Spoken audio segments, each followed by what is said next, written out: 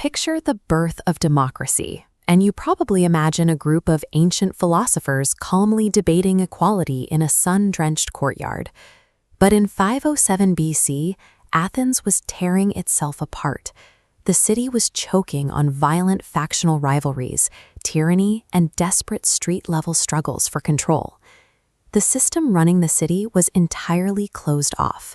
Political power was determined strictly by your bloodline, your clan, and the deep entrenched networks of a few elite families.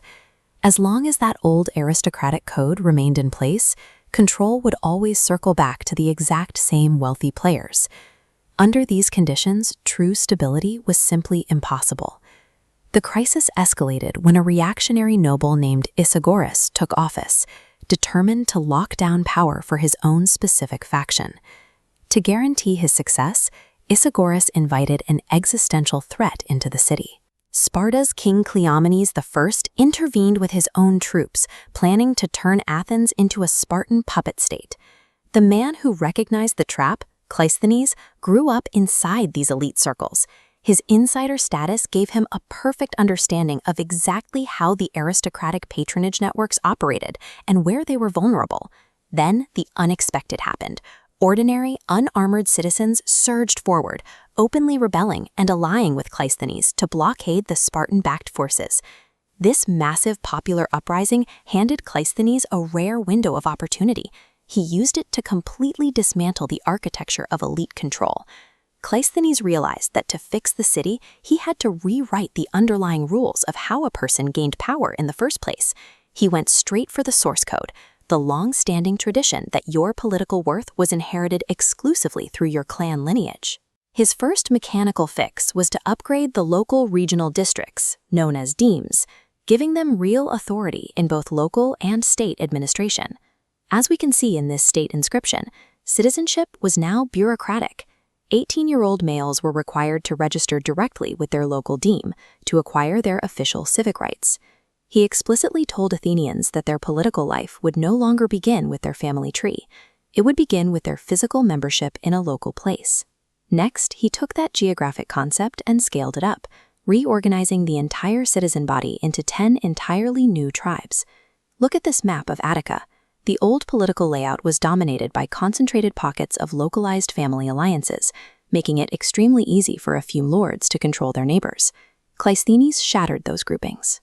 He constructed each of the 10 new tribes by actively drawing isolated elements from the city, the coast, and the inland regions, forcing completely different areas to work together. These scrambled geographic units were then wired straight into the daily government through a new council of 500, drawing exactly 50 members from each of the 10 tribes. This was a highly engineered weapon. By gerrymandering the map, Cleisthenes made it mathematically impossible for the old aristocratic factions to dominate Athens the way they used to. The new structure held. By dispersing power across the map, Athens neutralized the immediate threat of a renewed oligarchy and shook off Spartan interference. Here at the Pnyx, the ancient assembly platform, you can see the physical scale required for this shift. Athens became a community governed through broad, daily civic participation rather than closed-door elite deals. However, while this new machine was highly innovative, its definition of the people was incredibly narrow. This ancient depiction of a woman spinning thread highlights a hard reality. The civic status granted by the new local demes excluded women entirely, along with enslaved people and resident foreigners. At its very birth, Athenian democracy was an incredibly sophisticated political mechanism, yet strictly confined to a highly exclusive club. Cleisthenes was no starry-eyed utopian. He was an institutional architect looking at a failing system. His invention was forged in panic, a desperate countermeasure designed to save a city on the brink of collapse from heavily armed rivals. He succeeded precisely because he knew the structural vulnerabilities of the elite networks, and he knew exactly which levers to pull to permanently break them. If you need to break a powerful monopoly, appealing to their better nature won't work.